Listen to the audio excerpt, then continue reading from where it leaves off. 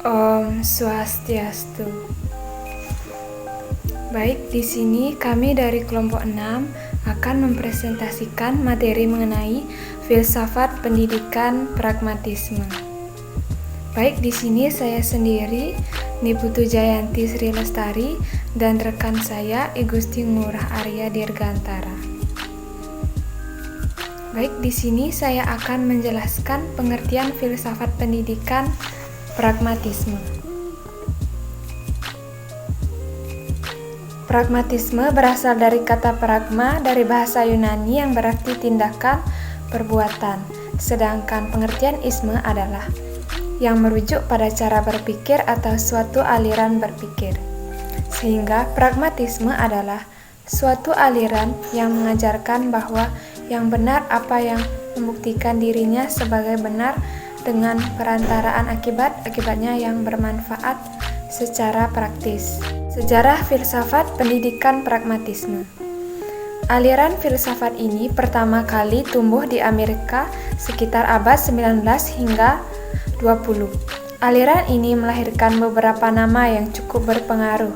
Nama beberapa ahli yaitu Charles Sanders Peirce, William James, John Dewey, dan seorang pemikir yang juga cukup menonjol bernama George Herbert Mead.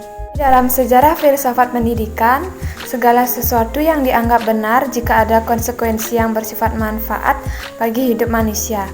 Sebuah tindakan akan memiliki makna jika ada konsekuensi praktis atau hasil nyata yang bermanfaat bagi kehidupan manusia. Masa lalu dan masa depan adalah sesuatu yang telah dan belum terjadi. Sementara itu, masa sekarang adalah fakta. Tokoh-tokoh filsafat pendidikan pragmatisme.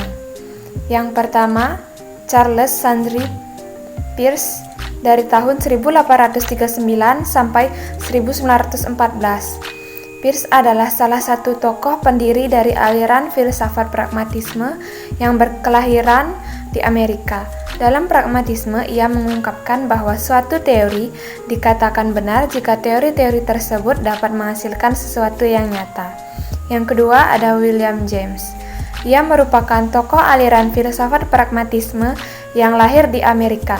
Seorang penulis yang sangat produktif, William James sering disebut sebagai bapak psikologi agama di dunia.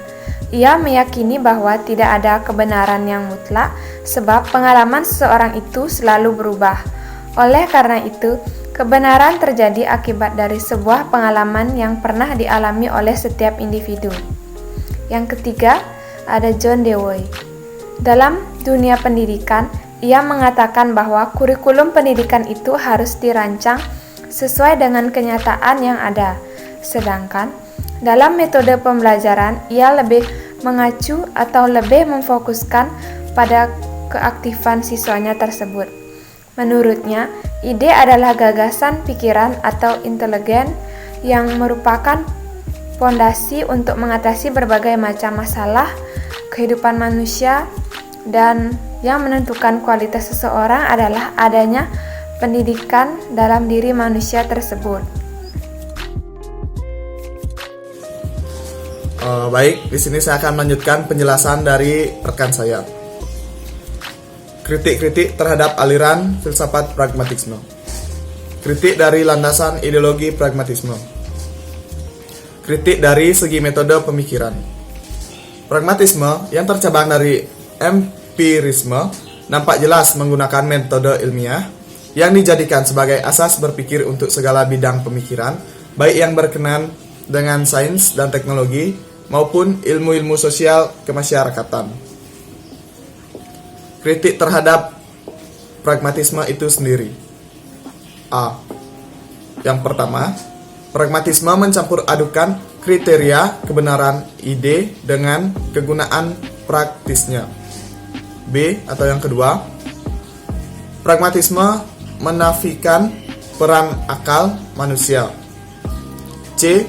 Atau yang ketiga, pragmatisme menimbulkan relativitas dan kebenaran sesuai dengan perubahan subjek, penilai ide baik individu, kelompok, dan masyarakat, dan perubahan konteks, waktu, dan tempat. Selanjutnya, implementasi filsafat pendidikan pragmatisme. Yang pertama ada instrumentalisme. DW berpendapat bahwa berpikir sebagai alat untuk memecahkan masalah. Dengan demikian, maka ia mengesampingkan penelitian ilmu murni yang secara langsung berkaitan dengan kehidupan konkret. Yang kedua, eksperimentalisme. Kita menguji kebenaran suatu preoposisi dengan melakukan percobaan. Dengan demikian, maka tidak ada kebenaran yang pasti dan dapat dijadikan pedoman dalam bertindak. Yang ketiga, pendidikan. DW menekankan pendidikan formal berdasarkan minat anak-anak dan pelajaran yang diberikan hendaknya disesuaikan dengan minat anak-anak tersebut. Yang terakhir ada moral.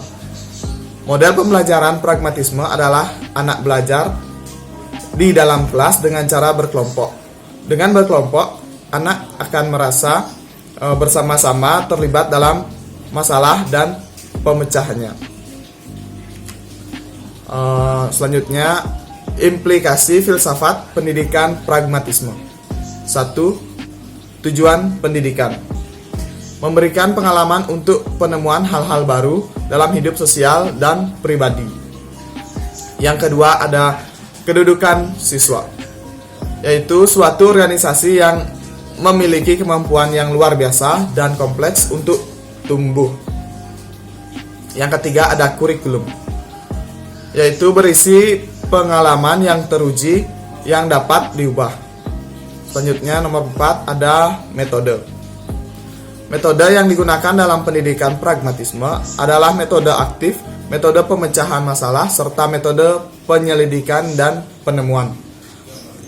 Yang terakhir yang nomor 5 yaitu ada peran seorang guru atau peran guru. Mengawasi dan membimbing pengalaman belajar siswa tanpa mengganggu minat dan kebutuhannya. Baik, sekian penjelasan dari kelompok kita.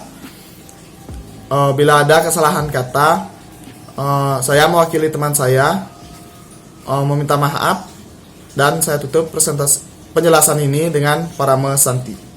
Om Santi Santi Santi Om.